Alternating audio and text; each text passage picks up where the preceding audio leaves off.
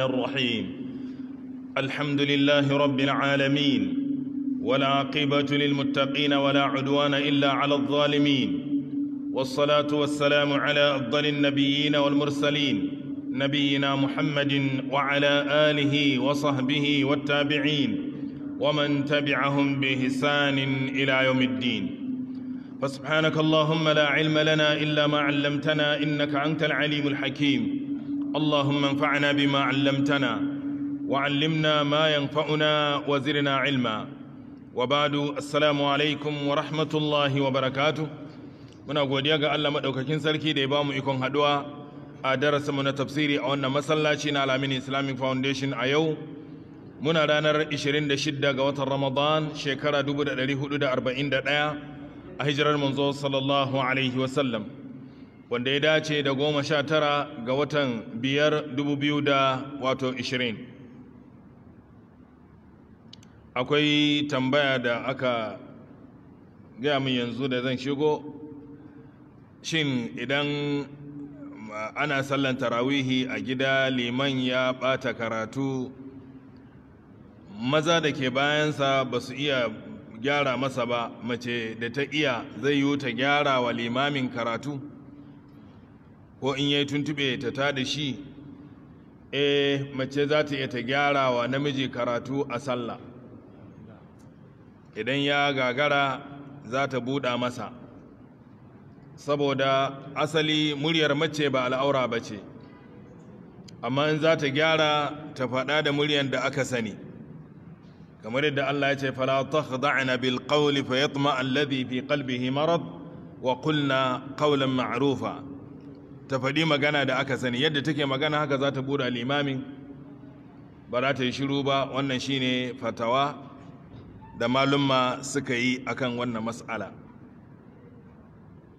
muna cikin suratul qital ko suratul muhammad ko suratul ladhina kafaru duk an kira su da wannan zamu tashi insha Allah na'am a'udhu billahi minash shaitanir rajim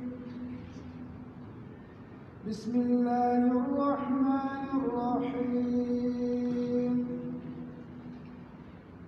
alladhina kafaru wa saddu an sabilillahi adalla a'malahum والذين آمنوا وعملوا الصالحات وآمنوا بما نزل على محمد وهو الحق من ربهم كفر عنهم سيئاتهم وأصلح بالهم ذلك بأن الذين كفروا اتبعوا الباطل وأن الذين آمنوا اتبعوا الحق من ربهم كذلك يضرب الله للناس أمثالهم بسم الله الرحمن الرحيم سورة محمد صلى الله عليه وسلم أنكر wannan sura da suna surar manzo sallallahu alaihi wasallam da wannan suna saboda akwai ambatonsa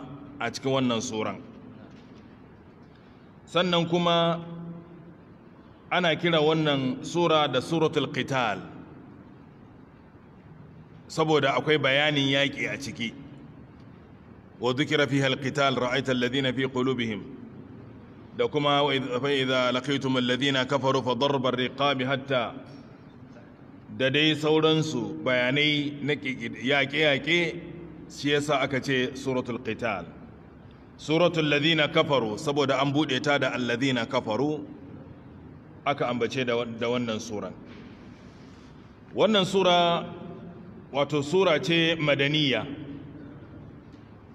madaniya ce zallanta illa wata aya da ake magana kamar ibn abbas ya nuna cewa ayar makiyya ce amma sauran duk sun tafi akan madaniya ce wato a madina aka saukar da ita Allah madaukake ce bismillahir rahmanir rahim alladhina kafaru wa saddu an sabilillahi adalla a'malahum alladhina kafaru wa inda suka kafirce jahadu bi tauhidillahi ta'ala wa abadu ghaira sun musanta kadaituwan Allah wajen ibada sun je sun bauta wani Allah wa saddu an sabilillah kuma suka toshe mutane daga bin tafarkin Allah a'radu wamtana'u su sun juya baya sun hanu sannan kuma sun hana wasu su fahimci addinin Allah su bi saddu an sabilillah wasu suka ce shine saddu mutane wato ga masallacin harami wannan aiki ne na kafiran Makka da suka yi amma anan duk wani wanda ya hana bin tafarkin shari'a ya shiga ciki Allah ya ce adalla amalahum ayyukansu sun lalace duk aikin da suka yi ya ruguje me yasa saboda sun kafircewa Allah walau ashraku la habita anhum ma kanu ya'malun hatta annabawa Allah ya ce da a ce za su yi shirka da za a rusa aikin su Allah ya ce wa laqad uhiya ilayka wa ila alladhina min qablika la in ashrakta la yahbatanna 'amaluk wa la takunanna min al-khasirin wannan aya da sauran sun nuna cewa duk wanda ya yi shirka aikinsa ya rushe ko da yana da yawan sallah ko da yana da yawan azumi yawan sadaka in dai babu tauhidi to babu samun rahmar Allah Allah ya kiyaye walladhina amanu wa amilus salihat sannan bayan Allah da suka yi imani da Allah wajen kadaitawa wajen bauta sun yarda da kalmar la ilaha illallah Allah wa amilus salihati sun yi aiki mai nagarci at-ta'at fi ma bainahum wa bain rabbihim sun yi ayyuka na bin Allah cikin wato tsakanin su da mahalicci subhanahu wa ta'ala bisa ilmi bisa bin sunna wannan shine amalus salih duk wani aiki salihi yana bukatan mutum ya san meye abin da yake yi me kake yi me yasa kai don wa kai wannan duk sai sun tabbata kafin aiki ya zamanto don Allah aka yi shi Allah madaukake ce wa amanu bima nuzila ala Muhammad kuma sun yi imani da abin da aka saukar da shi ga Muhammad sallallahu alaihi wasallam bima anzalallahu bihi wato abin da Allah ya saukar da shi na Jibrilu ya zo da shi ga manzo sallallahu alaihi wasallam to wannan wato su ne masu imani sakayya su tana nan tafiye anan an hassa ambaton wannan tare da kuma duk bayani ya shiga ciki saboda a keɓe shi a nuna muhimmanci da mai da hankali akai tunda an ce wallazina amanu wa amilus salihati ai imani da manzo ya shiga ciki imani da abin da aka saukar da shi ga manzo ma ya shiga ciki amma sai Allah ya saki kebewa yace wa amanu bima nuzila ala muhammadin kamar yadda Allah ya ce tanazzalul mala'ikatu sai ya ce warruhu fiha da aka ce tanazzalul mala'ika mala'iku suna saukowa a daren lailatul qadri ai to jibrilu ma yana cikin mala'ikun sai aka kebe shi warruhu da kuma jibrilu cikin su saboda a nuna matsayinsa hakan nan Allah ya ce wa amanu bima nuzila ala Muhammad wasu za su ce na mun yi imani da attaura mun yi imani da injila saboda haka mu ma mun shiga cikin amilus salihat bai hakan bai tabbata ba sai an tabbatar da imani da alqur'ani da aka saukar da shi ga manzo sallallahu alaihi wasallam wa huwa alhaqqu min rabbihim shi wannan a saukakken littafi daga Allah alqur'anin nan gaskiya ne daga Allah subhanahu wa ta'ala Allah ya ce kaffara anhum sayyi'atihim za a kankare musu kurakuransu ai za a rufe musu za a shafe ya zama babu Allah ya ce wa aslaha balahum kuma Allah zai gyara halinsu da sha'aninsu bayan sun yi imani Allah zai gyara halayensu wanda ya imani Allah zai kawo masa sauki cikin rayuwa cikin gyaruwa na mu'amalansa zai zama yana cikin kwanciyar hankali da basira duk abin da zai yi sai ga taimakon Allah da hasken Allah yana zuwa masa wannan shine wa aslaha balahum Allah zai gyara wato sha'aninsu na'am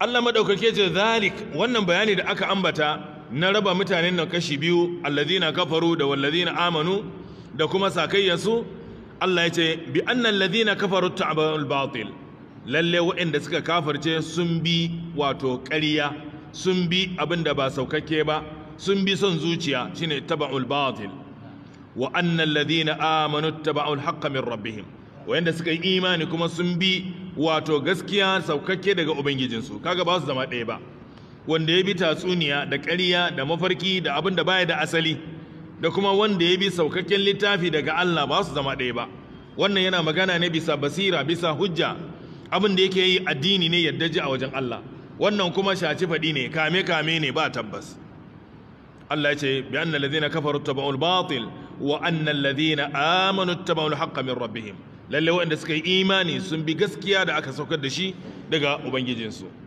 Allah ya ce kadhalika yadribu Allahu lin-nasi amsalahum hakan ne Allah madaukaki ke buga mutane misalansu ya nuna cewa ma'abota bin ƙarya su ne ga siffansu na kafirci, ma'abota bin gaskiya ga siffarsu da misalinsu ta imani.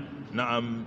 فإذا لقيتم الذين كفروا فضرب الرقاب حتى إذا أثخنتموهم فشدوا الوثاق فإما منا بعد وإما فداء حتى تضع الحرب أوزارها ذلك ولو يشاء الله لانتصر منهم ولكن ليبلو بعضكم ببعض والذين قتلوا في سبيل الله فلن يضل أعمالهم سيهديهم ويصلح بالهم ويدخلهم الجنة عرفها لهم.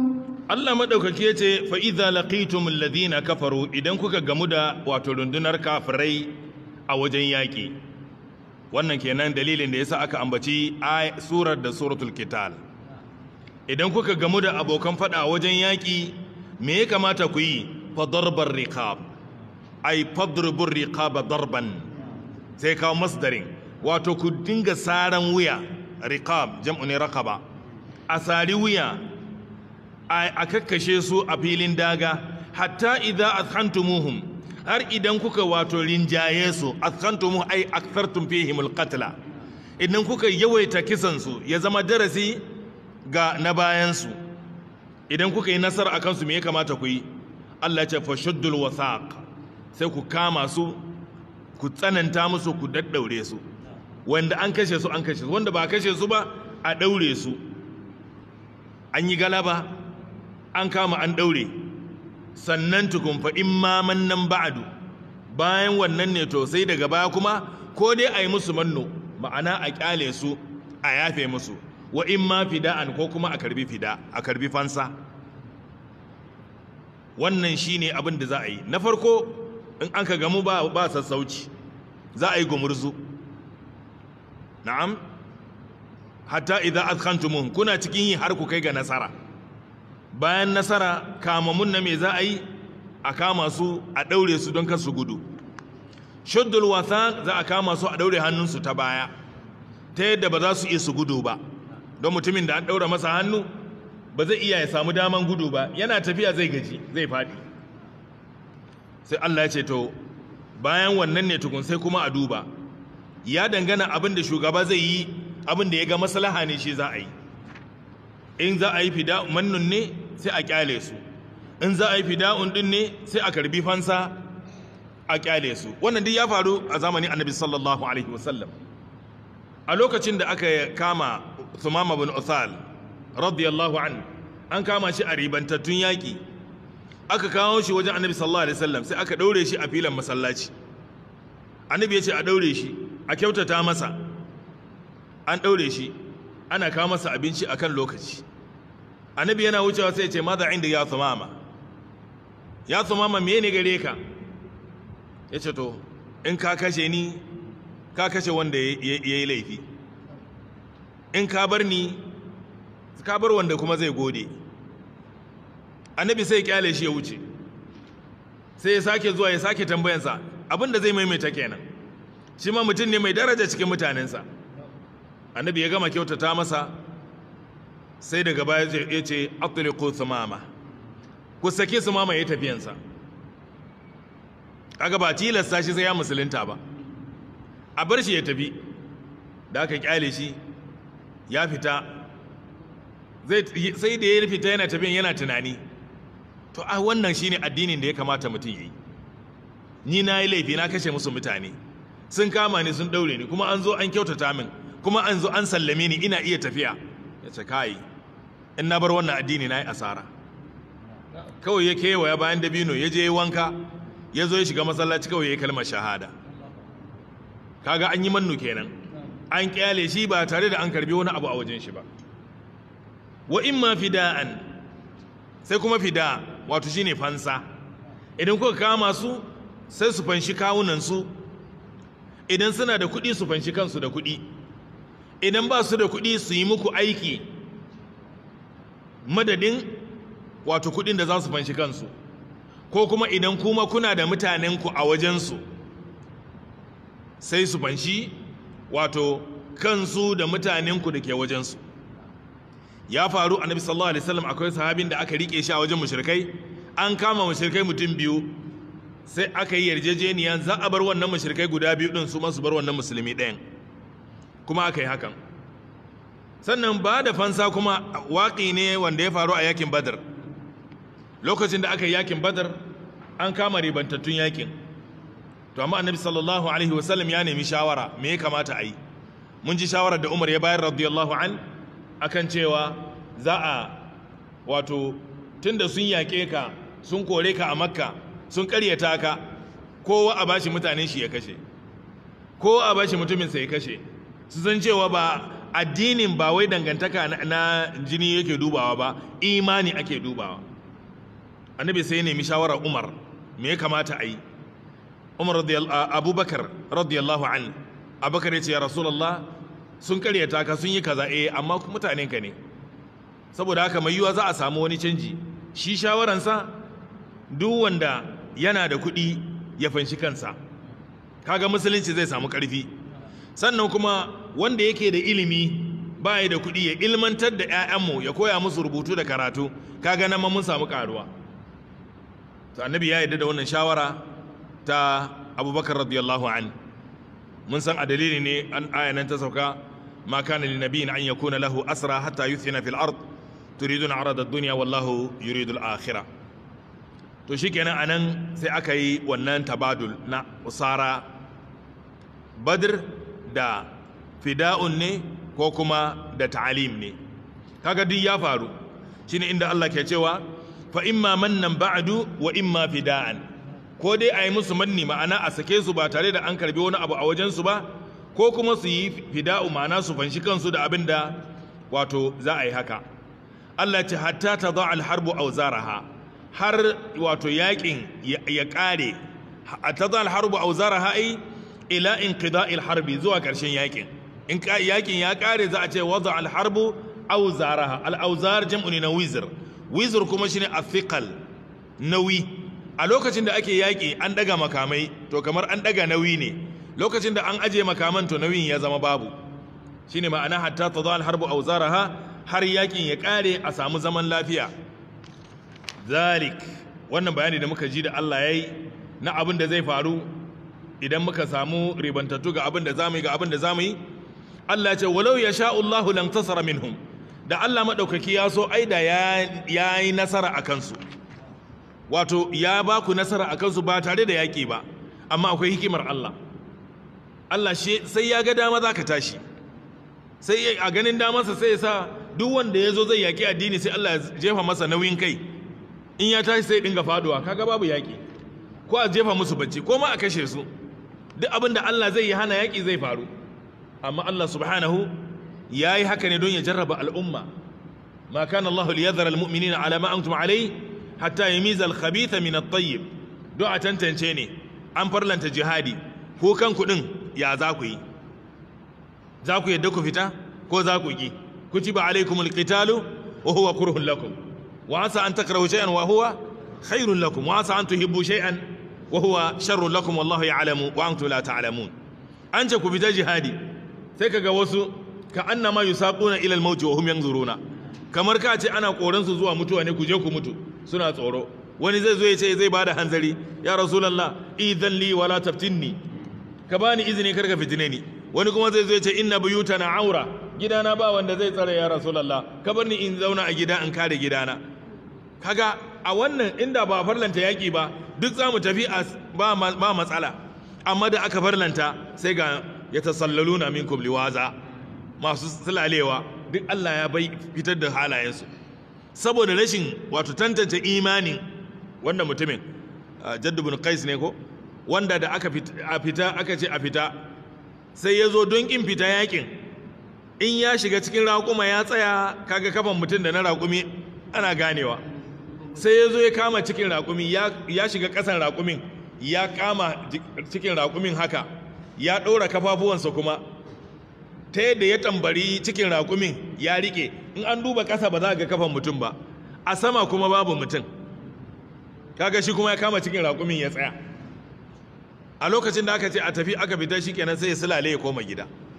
Saboda haka Allah ya ce zalik walau yasha Allahu lan tasara minhum, da Allah ya so da yayi nasara akan waɗanda suke mujrimai kafirai fasikai ba tare da kun yi yakin ba ma, amma walakin liyabluwa ba'dakum bi ba'd. Wannan shine a shahid din. Sai dai Allah ya shar'anta yakin ne don ya jarrabi sashin ku da sashi. Kuma da aka ce ku yi yakin ba cewa aka yi yakin da musulmai suka fita kullun nasara in haka ne ba jarrabawa, don tun da an san kullun nasara ne kowa zai yadda ya fita, amma ba kullun ba ne nasara. Wata ran ku yi nasara, wata ran a yi nasara a kanku, wata ran a zo muku da masu rauni. Kaga kenan alharbu sijil kenan, kamar yadda Allah ke cewa wa tilkal ayyamu nudawiluha bainan nas, ana jujjuyawa, yawmun lakum wa yawmun alaikum lakin al'aqibata lilmuttaqin. Allah ce walau zalika walau yasha Allah lan tasara minhum walakin liyabluwa ba'dakum bi ba'd, sai dai Allah ya haka ne wato don ya jarrabi sashin ku da sashi. Walladhina qutilu fi sabilillah, amma wa'annan da aka kashe su wajen daukaka addinin Allah sun yi mutuwar shahada kenan. Allah ya ce falan yadilla a'malahum, aikin su ba zai baci ba, ma'ana Allah ba zai bata aikin su ba. Abin da suka yi yana nan, ladansu ba abin da zai tawaye. Kuma mun ji darajan wanda ya mutuwan shahada, wanda ya mutu a filin daga, matsayinsa a wajen Allah ba ƙarami ba ne, domin wanda ya fita filin daga aka kashe shi wajen ɗaukaka addinin Allah yana da wasu khasa'is. Kafin jininsa ya sauka ƙasa an gafarta mishi, da zarar an soke shi jini zai sauka ƙasa, kafin ya ɗiga ɗin an gafarta mishi, kuma zai gama komansa a gidan aljanna. Kuma matan hurul ain wajen sama da 70 za a jera masa, yana ganinsu.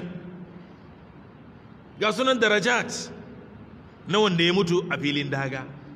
To amma ya zama to niyya ɗin niyya ce kyakkyawa, niyya khalisa, niyya sadiqa, an fita ne don ɗaukaka addinin Allah ba don a yi magana ba. Allah ce falin yadilla a'malahum sayahdihim wa yuslihu balahum. Allah madaukaki zai shiryar da su, wa yuslihu balahum, kuma zai gyara sha'aninsu. Zai zamanto wato suna da ɗaukaka, suna da wato tabbaci a cikin abin da suke a duniya, sannan kuma wa yudkhiluhumul jannata arrafaha lahum. A duniya Allah ya gyara musu rayuwa, sayahdihim wa yuslihu balahum. Kurakuransu ma Allah zai nuna musu suna gyarawa a cikin rayuwa, haka za su dinga tafiya. Sannan kuma a aljanna Allah madaukaki a lahira zai shigar da su aljanna arrafaha lahum. Allah ya bayyana musu aljanna, ya sun san gidansu yadda yake. Annabi sallallahu alaihi wasallam yace dan aljanna ya fi sanin gidansa na aljanna fiye da saninsa ga gidansa na duniya. Kamar yadda idan muka je juma'a aka yi sallar juma'a aka tashi, akwai wanda zai manta da gidansa ne? Ba, kowa zai kama hanyar gida. Cikin ruwan sanyi can an jima a nemi mutane tilin nan duk babu, ina suka yi sun shiga gidansu. Me yasa? Don sun san gidansu. Ba wanda zai ce da Allah ina gidana ne, malam da Allah na bata ka shirye da ni. Sai dai ko wannan da yace ana min ad-dallin ihdina siratal mustaqim. Allah ya riga nuna musu gidajensu. Gidanka na aljanna kafi sani fiye da gidanka na duniya. Sayadkhuluhumul jannata arrafaha lahum. Na'am.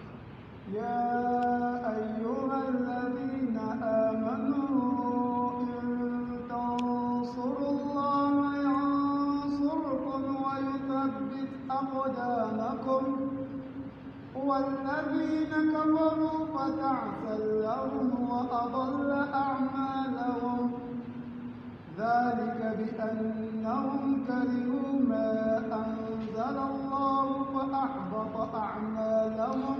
Allah madaukake ce ya ayyuhal ladhina amanu, ya ku waɗanda suka yi imani, in tansurullaha yansurukum, in wato kuna taimakon Allah, Allah ma zai taimake ku, wa yuthabbit aqdamakum, kuma Allah zai tabbatar da digadiganku akan gaskiya. In tansurullaha yansurukum, in za ku taimaki Allah, Allah zai taimake ku. To Allah kuma ta ya za a taimake shi? Allah da shi alganiyu ne mawadaci. Allah shi ne ar-razzaqu ko al-malik, malikul mulki zul jalali wal ikram, mamallakin komai. Ta ya za a taimaki Allah? Anan ma'ana in tansuru dinallah, idan kun taimaki addinin Allah to Allah zai taimake ku. Kuma taimakon addinin Allah mafa don kanku ne za ku yi. Kada ku ce in babu ku ba za a yi addinin ba. Sau nawa mutane suna mutuwa ana addini, wanda ana gani in ya mutu addini zai tsaya. Babu irinsa kamar annabi sallallahu alaihi wasallam. Annabi sallallahu alaihi wasallam ya bar duniya, amma ya bar addini a cike, sallah a cike, sauran ibadu a cike, sai dai mutane ne za su sauye daga gare su. To idan ana so mutane su samu taimako daga Allah, sai a taimaki Allah. Ansurillah yansuruk, taimaki Allah, Allah ya taimake ka. A hadithul qudusi Allah madaukake yana cewa ya kai dan adam, na nemi ka ciyar da ni baka ciyar da ni ba. A ɗaya lafazin na nemi shayarwa baka shayar da ni ba. A ɗaya lafazin na yi rashin lafiya baka je ka gaishe ni ba. A kowane lafazin bawa zai ce ya Allah, ta ya za ka yi zan ciyar da kai, kai ne ubangijin talikai. Sai Allah ya ce baka san bawa na wane yana da yunwa ba, yana bukatan abinci, ai da ka ciyar da shi da ka samu wannan a wajena. Ya zan shayar da kai? Allah zai ce baka san bawa na wane yana jin kishirwa baka shayar da shi ba, ai da ka shayar da shi da lawajata zalika indi, da ka samu wannan abun a wajena. Na yi rashin lafiya baka je ka gaishe ni ba, ya Allah ta ya za ka yi rashin lafiya? Bawa na wane ya yi rashin lafiya, da ka je ka gaishe shi da ka same ni. To idan ka taimakawa mutane, taimakon Allah zai zo maka, kanka kaiwa, balle kuma ka taimakawa addinin Allah. Shi yasa sau da yawa mutane suna mamakin shekaru da malumma suke ɗaukawa a rayuwarsu wajen rubutun addini.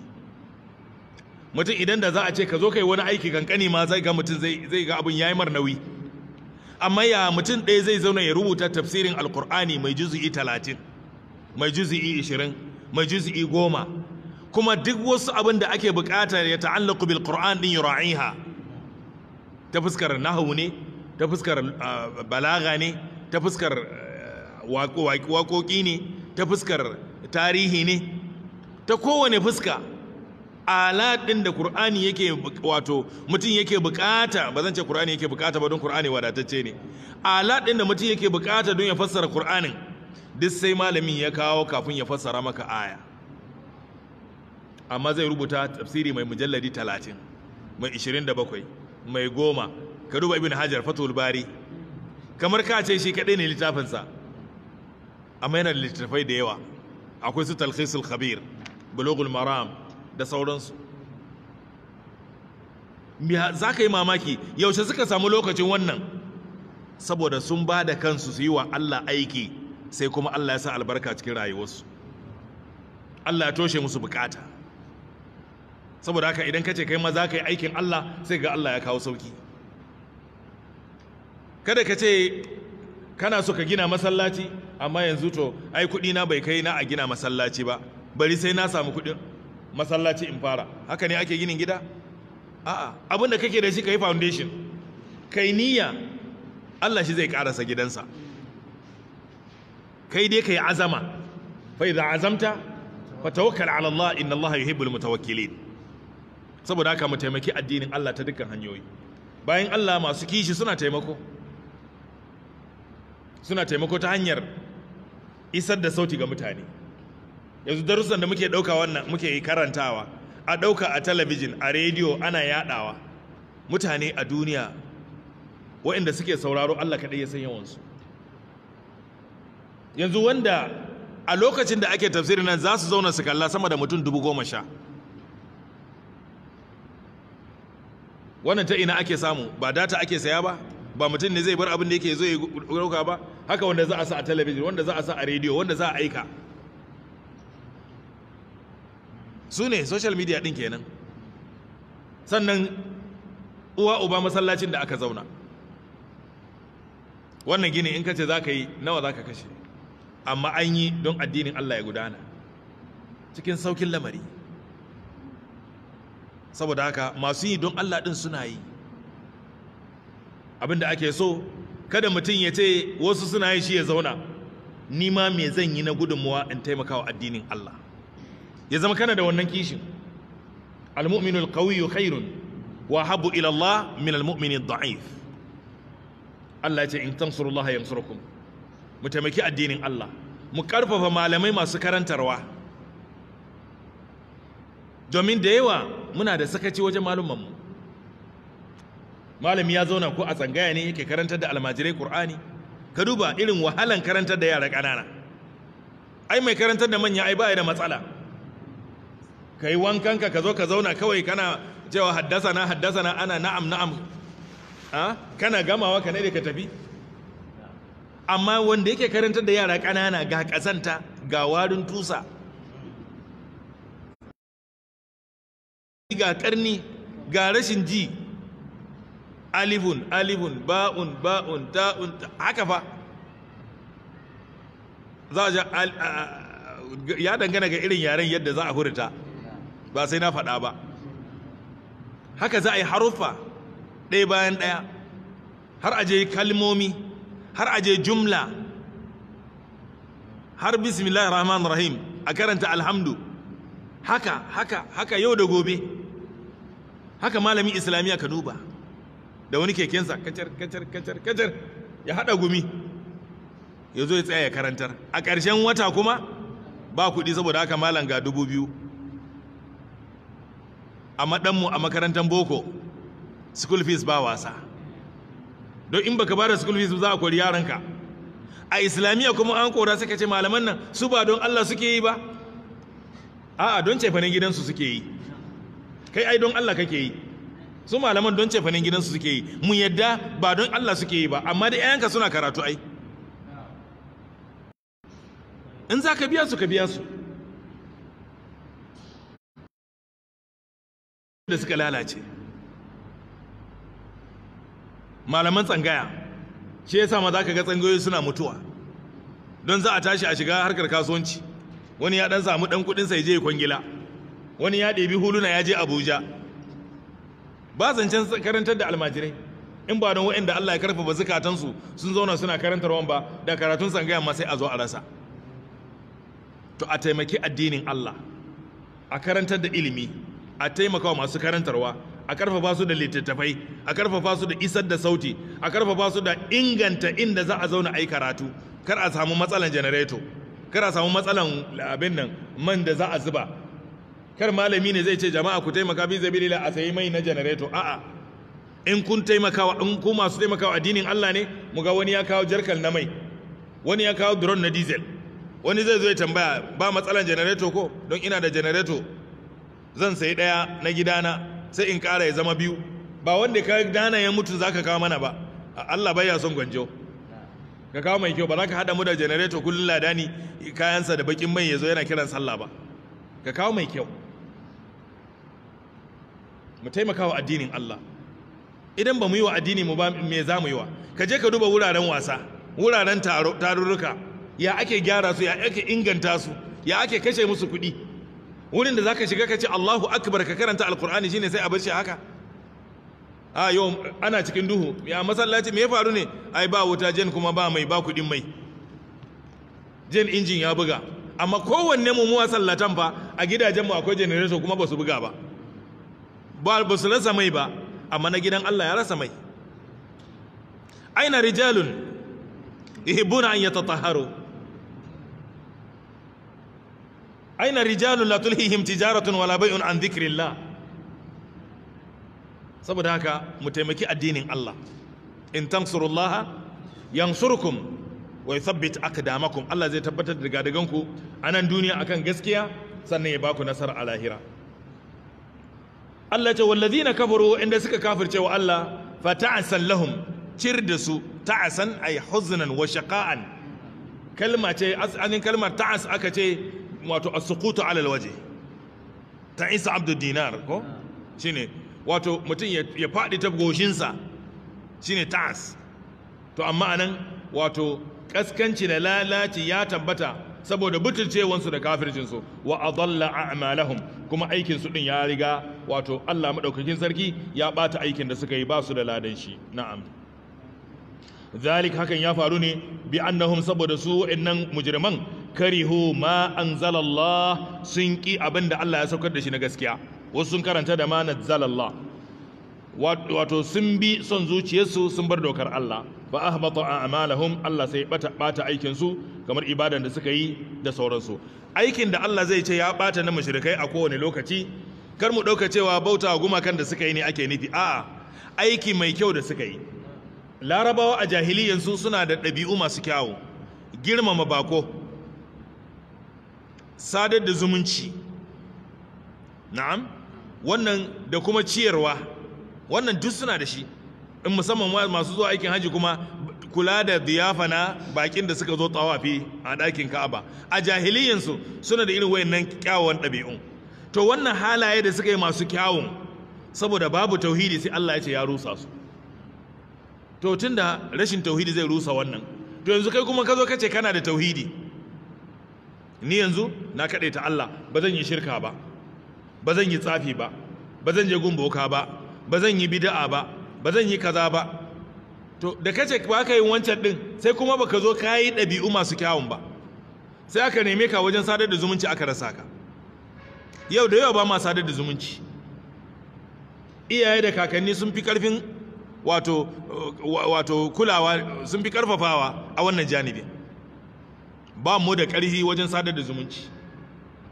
kula da baki ka duba wani danginka a kauye zai tashi tun daga kauye ya dauki kazansa ɗaya ko biyu da wani dan wakensa da wani gullinsa ya zo ya gaishe ku ya kawo ziyara sai dai in sun zo ne za ka ɗauki wani tsumman riga ka bashi ya tafi amma kai ba za ka je ka yi cefa ne ka sayi wasu abubuwa na gari ka kai musu tsaraba ba Allah cikin wani dan uwa Adamu Abubakar Allah gafarta mishi amini na ne wato a shekara zai yi kamar sau ɗaya ko sau biyu zai sayi takalmi silifar wannan buhu-buhu zai kai ƙauyensu ba wai danginsa ba ƙauyen zai kai duk mutane ƙauyen zai raba musu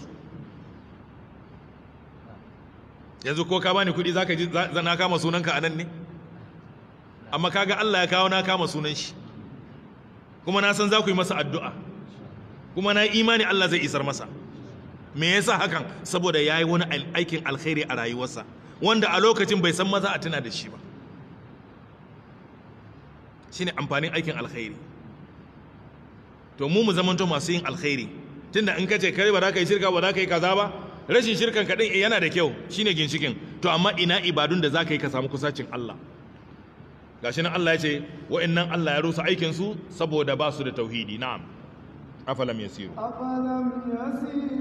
في الأرض فينظروا كيف كان عاقبة الذين من قبلهم دمر الله عليهم وللكافرين أمثالها ذلك بأن الله مولى الذين آمنوا وأن الكافرين لا مولى لهم Allah madaukake ce afalam yasiru fil ardi shin ba su yi tafiya bane a cikin ƙasa tafiye-tafiye da suke na fatauci fa yanzuru sai su duba su gani kaifa kana aqibatu alladhina min qablihim ya kasance ƙarshen wa'annan da suke gabanin su na al'ummu da suka karyata manzanni annabawa da Allah ya ba mu labarin ya halakar da al'ummunsu su Qurayshawa suna tafiye-tafiyensu suna gani irin wannan garuruwa da aka halakar da mutanen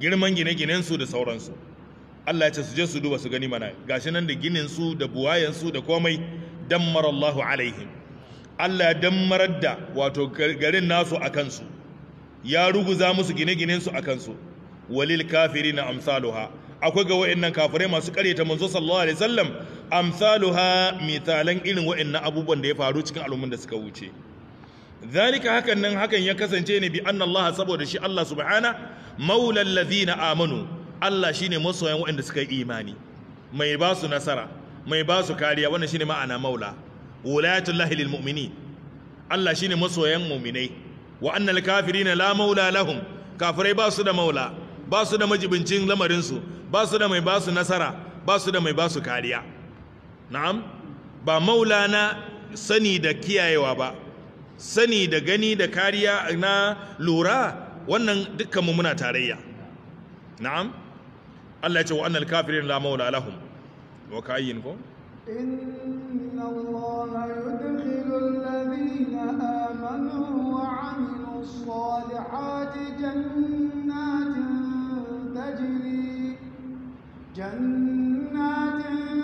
tajri min tahtiha al-anhar walladhina kafaru yatamatta'una wa ya'kuluna kama ta'kulu al-an'am wan-naru mathwan lahum Allah madaukake ce inna allaha yudkhilu alladhina amanu lalle Allah madaukaki zai shigar da waɗanda suke masu imani na wajen kadaita Allah da bin wato manzanninsa wa amilu salihati suka yi aiki na nagarta cikin imanin jannatin gidajen aljanna wanda ta jiri min tati al'anharu wato idanuwan ƙoramai suna gudana a karkashinta irin wannan idanuwa za mu je su waɗanne ne wallazi na kafaru amma waɗanda suka kafirce wa Allah fa ya tamatta'una suna jin daɗi a tamattu shi ne jin daɗi suna jin daɗi wa ya akuluna kuma suna ci kamata akulul an'amu kamar yadda dabbobi suke ci wannaru mathwan lahum wato wuta ce makomarsu anan Allah madaukake ya siffanta wato irin rayuwa ta kafirci da rayuwa ta dabba yace yatamatta'una wa ya'kuluna kama ta'kulul an'am idan ka duba dabba a rayuwarta ba ta da lokacin cin abinci ko koyaushe ita tana ci to haka kuma wanda yake cikin kafirci yana ci koyaushe alkafiru ya kulu fi sama ce amma wato kullun yana ci sannan kuma ya tamatta'una wa ya'kuluna kama ta'kulul an'am suna ci kamar yadda dabbobi suke ci ta fuskar dabba idan ta zo ci ba ta bambanta halal da haram ba ta bambanta nata da na wani duk abin da ya zo bakinta shine nata ko na waye ne haka kuma a kafircin ba kiyaye doka ba bambanta halal da haram ba bambanta haƙƙi na da haƙƙin wani wannan shine na'am wato tarayya da aka yi tsakanin wato rayuwar kafirci da kuma rayuwar dabbanci shine Allah ya ce wallazina kafaru yatamatta'una wa ya'kuluna kama ta'kulul an'am ghayra mufakkirina fil ma'ad ba sa tunanin makoma dabba tana tunanin makoma ne babu gashi ka sai da don layya kana kiwata ta ba ta tunanin don layya kake kiwata ta gobe za ka yanka ta kai yau za ka yanka ta tana tsaye har ka kwantar da ita sai ta ji zafi tukum sannan ta fara shure-shure ba ta ke dabba kenan to haka kuma kafiri wanda bai iya kadaita Allah ba bai iya bin Allah ba bai iya sanin Allah ba shi yana ci yana ji bai san da Allah zai kama shi ba kawai lokacin da kwatsam ya je lahira sai kanan Allah ya kama shi wa wajadallaha indahu kenan fa wafahu hisaba Allah ya ce wan naru mathwan lahum wuta ce makomarsu wa ka'ayyin min qaryatin Allah ya ce wa ka'ayyin ma'ana kamar kam ne na khabariya ai da yawa cikin qarya alqaryu hiya ashaddu min qaryatika ita tafi karfi tafi tsanani akan wannan alqarya da kake ciki hiya ashaddu min quwwatan ita tafi karfi min qaryatika allati akhrajatka wannan alqaryarka da aka fitar da kai alƙaryarka da ta fita a cikinta ita ce makka to ƙasashe da yawa Allah ya halakar da mutanen da suka yi butulci mutanen sun fi mutanen makka gine-ginensu ya fi gine-ginen makka amma Allah ya halaka su shi ne Allah ya ce hiya ashaddu na'am quwwatan min qaryatika allati akhrajatka ahlaknahum fala nasira lahum mu halakar da su da suka kafirce ba mai taimaka musu da azabar ta zo yadda idan Allah ya turo abu zai zo a yau haka kuma a jiya lokacin da tsunami ya tashi akwai wanda ya iya tare shi ya zo ya abin da ya yi sai da lokacin da Allah ya kawo abin ya yi sauki haka kowane irin bala'i burkan ko wannan wuta da zai fesowa a cikin duwatsu volcani wuto wannan in ya fara zubowa ka duba yadda yake hallaka mutane ya kona gari ko garuruwa sai lokacin da Allah ya ce ya tsaya. Haka kowane irin abu idan Allah ya ce ya zo ba mai tsaye da shi, ba mai baiwa mutane kariya ko taimako sai daga Allah ɗin. Shine Allah ya ce wa ka ayyin min qaryatin hiya ashaddu min qaryatik hiya ashaddu quwwatan min qaryatik, alƙaryu da yawa wanda sun fi ƙarfi akan alƙaryar da ka fita a ciki, amma me ya faru ahlaknahum mun halaka su fala nasira lahum ba mai taimaka musu.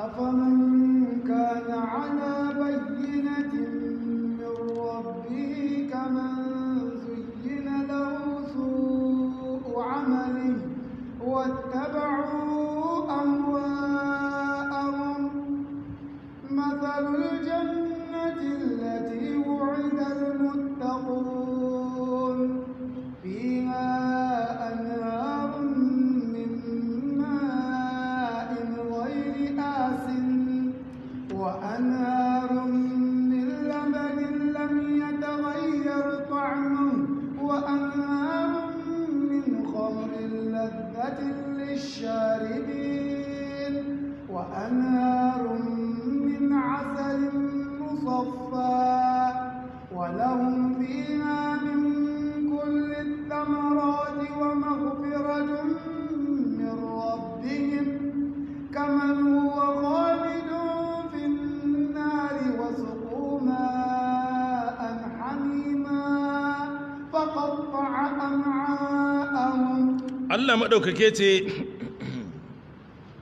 afaman kana ala bayyinati min rabbi, shin yanzu mutumin nan da yake kan wato hujja bayyananniya daga ubangijinsa, Allah ya bashi dalilai na nusus na tabbatar da gaskiya kuma yana kai, shin zai zama daidai kaman zugina lahu su'u amali, kamar wanda aka kawata masa mummunan aikin da ke aikatawa, wattaba'u ahwa'ahum kuma sun bi son zuciyarsu.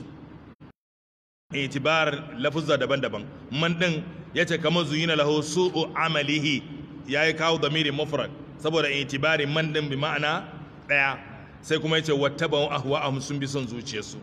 Ba zai taba zama daya ba mutumin da yake kan hujja bayyananniya daga Allah da wanda kuma ya bi son zuciya. Sai Allah madaukake yace mathalul jannati allati wu'ida almuttaqun, misalin wannan gidan aljanna da aka yi alkawarta shi ga bayi masu takawa wanda suka kiyaye dokokin Allah, Allah ya musu alkawarin aljanna za su shige ta. Allah ya sa muna cikin ta. Fiha anharun, a cikin aljanna akwai koramai min ma'in na ruwa amma ghairi asin, ba mai canzawa ba, ma'ana ruwan ba kanshi, ruwa a yadda Allah ya shi ba da launi, ba da ɗanɗano ko ba da kanshi ko wari. Duk lokacin da ka ji ɗanɗano a ruwa bakon abu ne, ko ka ga launi a ruwa bakon abu ne, ko ka ga wari ko ka ji wari a ruwa bakon abu ne. To shi ne Allah ya ce misalin wannan aljanna ruwan da aka tanada musu ma'in ɗin ghairi asin ai ghairi mutaghayyirin rih, bai canza ba. Kuma karkace za ka kwatanta da swan water, waye water, a'a, wannan ruwa ne na musamman. Sai kuma Allah ya ce wa anharun, akwai kuma koramai min labanin lam yataghayyar ta'amu, na madara wanda ɗanɗanon bai canza ba. Don madara ba farin ne zai canza ba, ɗanɗanon ne zai fara canzawa, ya zamanto mai tsami ko kafin nan ya zamanto mai bauri haka ko gardi haka, sannan ya zo ya canza har ya yi tsami. To Allah ya ce lam yataghayyar ta'amu, wannan madara bai canza ba.